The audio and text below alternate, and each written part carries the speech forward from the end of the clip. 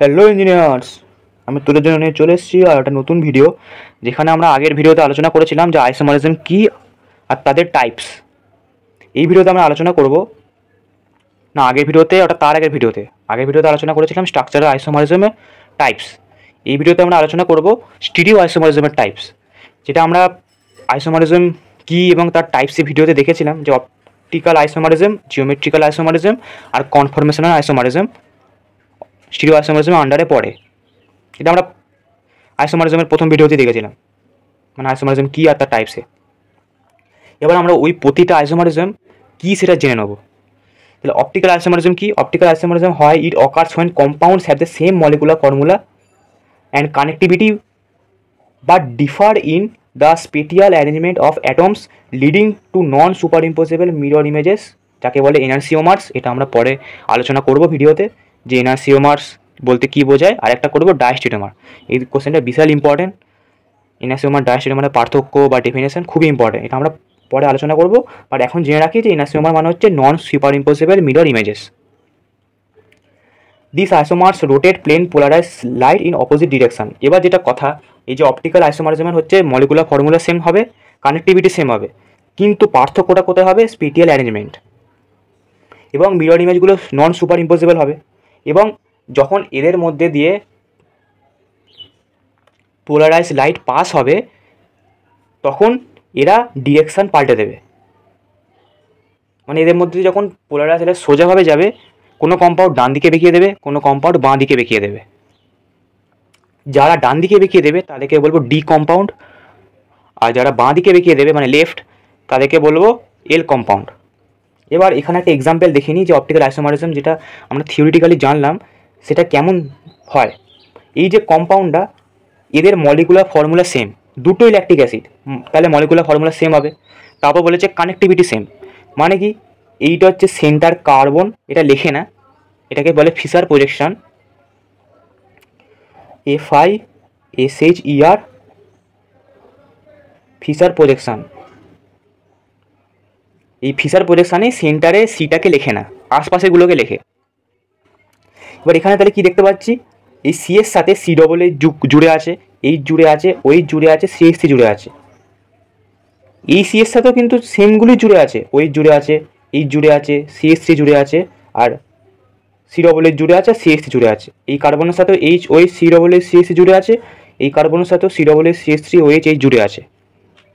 তাহলে molecular formula same, কানেক্টিভিটিও same. তাহলে আলাদাটা তোরা কোথায় দেখছিস? আলাদাটা যদি তোরা ভালোভাবে দেখিস, এই কার্বনের লেফটে এইচ আছে, রাইটে ওইচ আছে, আর এই কার্বনের লেফটে ওইচ আছে, রাইটে এইচ আছে। তাহলে কি আমি যদি এখানে একটা মিরর রেখে দিই, যদি আমি একটা এখানে মিরর রেখে দিই, তাহলে এইটা তো এর মিরর ইমেজ। আমরা এইটা একটা কম্পাউন্ড যার ওপরে সি ডবল এইচ, নিচে CH3, এদিকে এইচ, এদিকে ওইচ আছে। এই হাতটা এইচ, এই হাতটা ওইচ, বা উল্টোটাই ধর, এই দিকটা হচ্ছে ওইচ, এই দিকটা এইচ, আর এই দিকটা সি ডবল এইচ, এই দিকটা CH3। এবার আমি মিরর ইমেজে কী হয়, অপোজিট হয়ে যায়, আমি উল্টে দিলাম। তাহলে আমি তো প্রথমে এই হাতে ওইচ ধরেছিলাম, এটা ডান দিকে ছিল, এখন ওইচটা কোন দিকে চলে এলো? বাঁ দিকে। আর এইচটা ডান দিকে ছিল, এখন কোন দিকে? এইচটা বাঁ দিকে ছিল, এটা বাঁ দিক, তাহলে এখন কোন দিকে চলে গেল? ডান দিকে চলে গেল। এইটাই হয় অপটিক্যাল আইসোমারে, যে একে অপরের মিরর ইমেজ হবে কিন্তু সুপার ইম্পসিবল হবে না। সুপার ইম্পসিবল মানে কি, এইটাকে নিয়ে যদি আমি এর ওপর বসাই তাহলে খাপে খাপে তো লাগছে না, সি ডবল এইচ হবে, CH3 হবে, কিন্তু এইটাকে যদি আমি এর ওপর বসাই তাহলে এই ওইচের ওপর এইচ বসতে পারবে না, আর এই এইচের ওপর ওইচ বসতে পারবে না। তাহলে কি হলো, এরা একে অপরের মিরর ইমেজ কিন্তু একে অপরের ওপর বসতে পারবে না। এইটাই হচ্ছে অপটিক্যাল আইসোমারের বৈশিষ্ট্য। এরা একে অপরের এনার্সিওমার, যেটা আমি বললাম, এই যে লেখা আছে। তাহলে বোঝা গেছে, same molecular formula, same connectivity, H C double H OH CH3 আছে, এরও C double H CH3 OH H আছে। কানেক্টিভিটি সেম, কিন্তু পার্থক্যটা কোথায়? এর বাঁ দিকে এইচ, ডান দিকে এইচ আছে, আর এর বাঁ দিকে এইচ, ডান দিকে এইচ আছে, এইটাই যা ডিফারেন্স। এবার এই কার্বনের এইদিকে এইচ আছে আর এদিকে ওইচ আছে, তাহলে এইচ আর ওর মধ্যে কার অ্যাটমিক নাম্বার বেশি? ও। ওই জন্য এটা হচ্ছে ডি ল্যাকটিক অ্যাসিড। যেদিকে হাই অ্যাটমিক নাম্বারের কম্পাউন্ড থাকবে লিঙ্ক করা বা কানেক্ট থাকবে সি এর সাথে, সেটা সেই অনুযায়ী ডি বাই এল হবে। হাই অ্যাটমিক নাম্বারটা কোন দিকে আছে? ডান দিকে, তাই ডি। এর ক্ষেত্রে হাই অ্যাটমিক নাম্বারটা বাঁ দিকে আছে, তাই এল, লেফট। তাহলে বোঝা গেছে। তারপর হচ্ছে জিওমেট্রিক্যাল আইসোমারিজম। জিওমেট্রিক্যাল আইসোমারিজম কেন হয়? হচ্ছে restricted rotation around a double bond or ring leading to different spatial arrangement of groups. এবার এর জিওমেট্রিক্যাল আন্ডারে সিস আর ট্রান্স পড়ে। সিস কথাটা মানে হচ্ছে সেম সাইড, আর ট্রান্স কথাটা মানে হচ্ছে অপোজিট সাইড। তাহলে একবার দেখে নিই কী বলতে চাইছে। এইটার নাম হচ্ছে সিস বিউটুইন। বিউটুইন হচ্ছে দুটোরই কম্পাউন্ড, মানে দুটো কম্পাউন্ডই বিউটুইন, কিন্তু এইটা হচ্ছে সিস আর এদিকেটা হচ্ছে ট্রান্স। সেটা কেন? সিস মানে হচ্ছে কী বললো? Same side. আমরা যদি এই ছবিটাকে ভালো করে দেখি, এই ছবিটাতে দুটো CH3 একই দিকে আছে, আবার দুটো এইচ একই দিকে আছে, তাহলে একই দিকে থাকলে সিস হয়, তাই সিস। আর যদি আমি এই ছবিটাতে দেখি, তাহলে অনেকটা যেন এই CH3 আর এইচটাকে ঘুরিয়ে দিয়েছে, কারণ সেটাই লেখা আছে যে due to restricted rotation around a double bond ring. এই যে ডবল বন্ড আছে এটা ফিক্সড রেখে আমরা এই CH3 এইচকে ঘুরিয়ে দিলাম, এটাকে ফিক্স রেখে আমরা এরকম ঘুরিয়ে দিলাম, তাহলে আমরা এরকম দেখতে হয়ে যায়। এখানে দেখ এইচ আর এইচ কোনাকুনি, আর CH3 আর CH3 কোনাকুনি, একই দিকে নেই, অপোজিট দিকে আছে, সেই কারণে ট্রান্স। এবার লাস্ট হচ্ছে কনফরমেশনাল। কনফরমেশনাল আইসোমার মানে হচ্ছে it arises due to rotation around single sigma bonds leading to different spatial arrangement call conformal. যেটা হচ্ছে একটা হয় এনবিউটেনের স্ট্যাগার্ড আর ইক্লিপ্সড ফর্ম। এটাও সেম, এটাও সিগমা বন্ডের সাপেক্ষে হয়। ওখানে ডবল বন্ডের সাপেক্ষে ছিল, এখানে সিঙ্গেল বন্ডের সাপেক্ষে হবে। দেখিনি কেমন দেখতে হবে।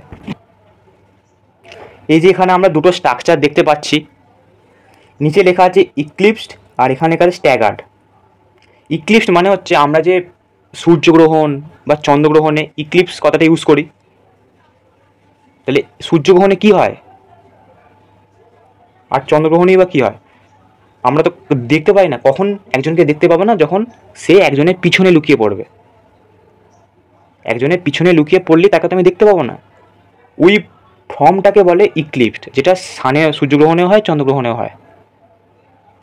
এই যে পেছনের গুলো লুকিয়ে পড়েছে, এইচ এইচ এইচ, এইগুলো এদের পেছনে পেছনে লুকিয়ে পড়েছে, সেই কারণে এটাকে বলে ইক্লিপ্সড। আর স্ট্যাগার্ড মানে হচ্ছে দেখা যাবে। এখানে পরিষ্কার সবাইকে দেখা যাচ্ছে, H H H C H H, পরিষ্কার সবাইকে দেখা যাচ্ছে, এই ফর্মটাকে বলে স্ট্যাগার্ড। আর এইখানে এই এইচের পেছনে লুকিয়ে পড়েছে, এই এইচ সামনের এইচের পেছনে লুকিয়ে পড়েছে, এই এইচ সামনে CH3 পেছনে লুকিয়ে পড়েছে, তাহলে কি আমরা দেখতে পাবো না, পিছনে কারা আছে দেখতে পাবো না। ওই জন্য এটাকে বলে ইক্লিপ্সড। এটা সূর্যগ্রহণ বা চন্দ্রগ্রহণে হয়। আর স্ট্যাগার্ড মানে হচ্ছে আমরা পরিষ্কার সবাইকে দেখতে পাবো। এইটাই হয় কনফর্মার্স। এই দুটোকেই কনফর্মার্স বলে। এটা দুজনেই আমরা যদি দেখি তাহলে কানেক্টিভিটিও সেম, মলিকুলার ফর্মুলাও সেম, কিন্তু একজন ইক্লিপ্সড ফর্মে আছে, একজন স্ট্যাগার্ড ফর্মে আছে, তাই এই দুজনকে বলে কনফর্মার্স, একে অপরের কনফর্মার্স। আর এই যে প্রজেকশানটাকে বলে নিউম্যান প্রজেকশান। আমরা আগে ফিশার প্রজেকশান দেখলাম, এটা আরেক ধরনের রিপ্রেজেন্টেশন, যেটা হচ্ছে নিউম্যান প্রজেকশান। আশা করি বোঝা গেছে। এখানে আমরা যদি স্ট্রাকচারগুলো দেখে নিই এনবিউটেনের, তাহলে এইগুলো কিছু স্ট্রাকচার হয়। এই যে এই একটা স্ট্রাকচার হয়, এই একটা হয়, এই একটা হয়, এই একটা হয়, এই একটা হয়। এখানে যেগুলো স্পষ্ট দেখা যাচ্ছে সেগুলো হচ্ছে স্ট্যাগার্ড, আর যেগুলো দেখা যাচ্ছে না সেগুলো হচ্ছে ইক্লিপ্সড। এটা বোঝা গেছে। এবার এখানে কিছু ফুল ইক্লিপ্সড হয়, কিছু ইক্লিপ্সড হয়, মানে কিছু জনকে দেখা যায় হালকা হালকা, আর ফুল ইক্লিপ্সড মানে একদমই দেখা যাবে না পেছনে কে আছে। এরকমভাবে অনেকগুলো আইসোমার হয়, 6টা আইসোমার হয় এনবিউটেনের। এটা প্রিভিয়াস ইয়ারে কোশ্চেনেও এসেছিলো, তো এরকম দেখতে হয়। তাহলে আশা করি 3টা আইসোমারই বোঝা গেছে। এরপর আবার নেক্সট ভিডিও দেখা হবে। আর লাইক শেয়ার সাবস্ক্রাইব করতে ভুলবি না। যত পারবি বন্ধুদের মধ্যে শেয়ার করবি, কারণ একদম যতটুকুনি দরকার ততটুকুনি পড়াচ্ছি, আর একদম প্রিভিয়াস ইয়ার ধরে পড়াচ্ছি। অর্গানিকের যে দুটো চ্যাপ্টার আছে ওখানে প্রিভিয়াস ইয়ারে যা যা কোশ্চেন এসেছিলো সেইগুলি বছরের পর বছর ঘুরিয়ে ফিরিয়ে দেয়, নতুন কোনো কোশ্চেন দেয় না। তো সেইগুলি আমি ভালো করে করাচ্ছি, এক্সট্রা কিচ্ছু করাচ্ছি না। মেন জায়গাগুলোর উপর জোর দিচ্ছি, যাতে কেমিস্ট্রিতে ভালো নাম্বার করা যায় আর খুব সহজেই পাওয়া যায়। খুব সহজভাবেই বোঝানোর চেষ্টা করছি। তো যত পারবি বন্ধুদের মধ্যে শেয়ার করবি, সাবস্ক্রাইব করবি, লাইক করবি, কমেন্ট করবি, যাতে আমরা অনেকটা এনার্জি পাই তোদের রিভিউ দেখে। Bye bye. Just take it easy.